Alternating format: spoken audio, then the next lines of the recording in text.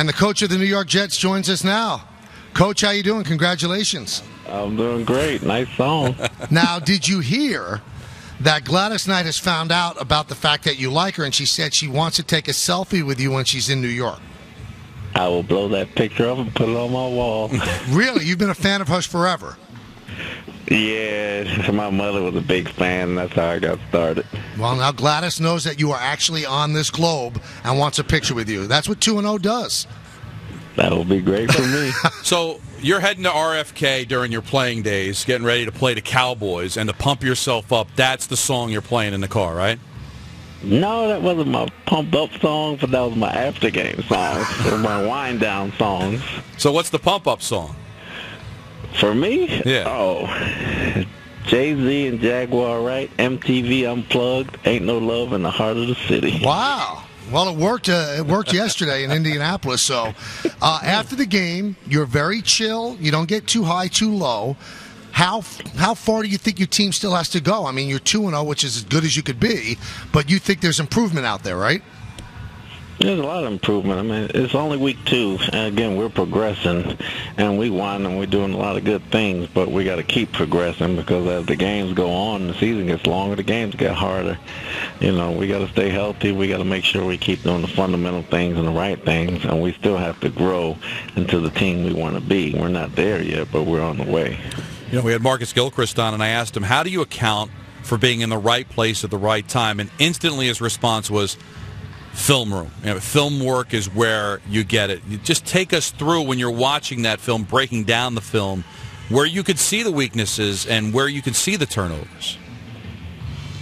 Well, you just try to make sure everybody's in the right place schematically, and sometimes it's just being in the right place at the right time. Sometimes it's from them making mistakes, and sometimes it's from us applying pressure. So all the things are falling in line for us right now, and it's early in the year, but you know we're taking advantage of them, and they're making the plays that's available to them. Now, Branch Rickey once said, luck is the residue of design. And, you know, the last coaching staff was always preaching they wanted turnovers. They only got 13 last year. You have 10 in 2 games. Is it just fortune is on your side right now, or is there a way to go out and cause turnovers? I'd be lying if I said fortune. It's fortune, and there's a way to do it. They come in bunches. I mean, everybody on every team preaches them. And when they come, they come. And when they don't, you're in a rut for a long time. And you do all the things in practice, and you study the film and everything else, and they can never come. And you're doing all the same things, and they can come. So I can't put a finger on it. So I'm going to take them as they come, and right now we're getting them. And offensively, you have to be thrilled with the way Fitzpatrick is playing. And I thought the turning point of the game was after it became a game at 10-7, throwing the first 4 downs, 4 completions. Is this what you expected from Fitzpatrick, or is he early on here exceeded your expectations? No, I expected that from him. I knew he was a good player when we got him.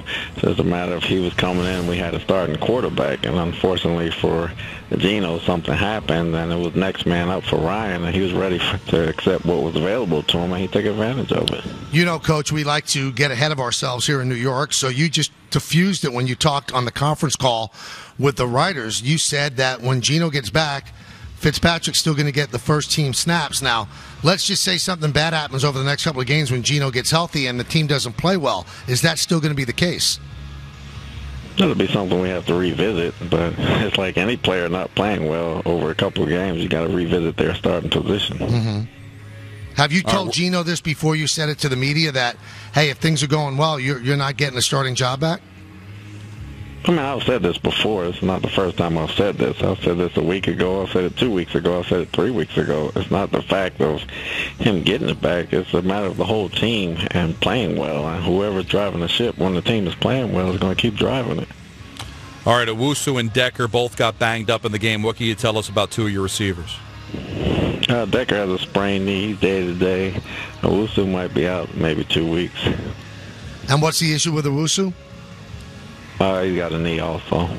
I mean, all things being considered, we had a scare with Cromartie and with Decker. I guess the news has become better than it could have been. I mean, you hear about these MRI tests and always come back that it's something terrible and then out for a while. So you have to be happy that it's not as bad as it could be.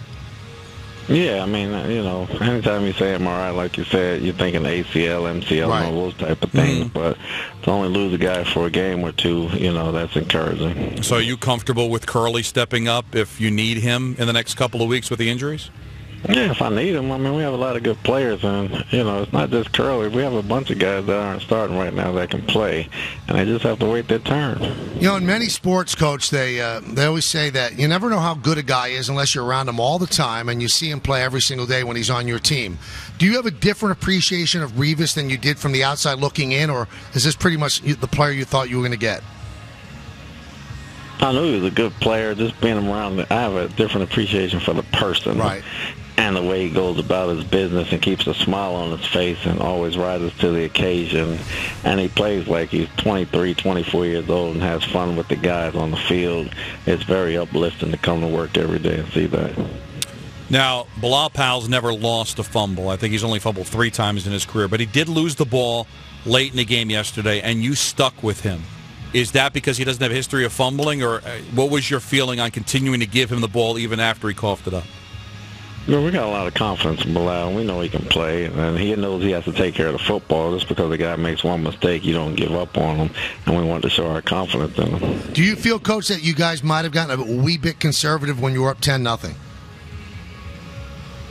No, I don't think so. At the time, if you look at the game, and they wanted us to throw the football. And had we thrown the football, the clock goes awfully slow when you throw the football against a team like that. And you don't want their quarterback on the field. So you want to run as much clock as you can and try to control the game and control the football, and that's what we were trying to do. And they were putting 8 men in the box a lot during that game. I mean, do you anticipate now, as Marshall grows, if Decker is healthy, that Fitzpatrick has proven that he can continue to throw, that they may mix it up a little bit more defensively against you and not put that many men at the line of scrimmage? I guess it all depends on the certain teams that we play. They have to decide whether they want to put a bunch of guys up there or not put a bunch of guys up there and play the pass. So, it's going to be a mixture of both. Todd Bowles, head coach of the Jets, is our guest here on his weekly segment on the Michael Kay Show. As we said at the start, you're very even-keeled about this. You have to guard against your team getting a bit overconfident starting off 2-0. It's only 2-0. It's not like 15-0 or 14-0. It's 2-0. It's a long season. We know it's a journey going in. It's a 16-round fight, and we've only fought 2 rounds. Is there something you'd like to see get better on either side of the ball? All phases need to get better. Fundamentally, mentally, and just communication, we got to get better. And there's always going to be things to correct every game that we're going to learn from on film. The trick is to win while you're trying to get better. Now, after the game, Todd, you rewarded your team with the ability to fly in sweatpants on the charter. Now, just being around professional athletes, as you have been your whole life, some guys really like to style. Were some guys disappointed? Not one of them. Was that something you had planned right from the beginning? Hey, if we win this game, I'm going to give them this? Oh, man, when you fly and you play night games and sometimes the plane gets a little uncomfortable, you go there in a certain tie and you're always suited, but you're pretty much taking a red eye back to New York, basically, and you might as well be comfortable. Just trying to get to know you, Todd, watching the game from afar on television yesterday as I was doing the pre- and post-game show, I noticed when the Jets were on defense, you're talking into the mic, you're talking into the headset. Are you going over with Rodgers the calls? Are you calling the plays? I mean, how is that relationship when the Jets are on defense as far as who's setting the plays for the D? I mean, I'm talking to him and I'm calling some of the plays, so we have a good mix going. Now, things have been very, very good for you, Todd. I want to go over a couple of things. When you were on with us in January, you said your favorite TV show was How to Get Away with Murder. Viola Davis just won Best Actress for that show. Your team, Temple, is 3-0, and the Jets are 2-0. And Chips Ahoy are tasting good, I would think, right? Chips Ahoy have been tasting very good. Now, did you have them on the plane yesterday? Chips Ahoy, so I need to cut back. You keep winning, you're going to have to keep going with it. People don't like to change a good thing. I know, I'm superstitious. Now, did you eat them on the plane, or did you wait till you got back to New York? I was so late, I didn't do neither. Ooh. I didn't do neither. Wow, so today you're loading up. I'm going to try to get some tonight, yeah. Todd, I know it's early, but what are your first impressions of the Eagles? We know what they can do, and we know what they're capable of. We know what type of team they have. The Eagles, we know. We played in preseason, and I played them last 2 years in Arizona. I know they're very good offense, and they just had some bad breaks go their way. But, you don't push nobody back up against the wall, and I know they're going to come out fighting, so we have to be ready on Sunday. Well, Todd, we congratulate you on the victory. Congratulate you on 2-0, and we'll talk to you next Monday. Thank you.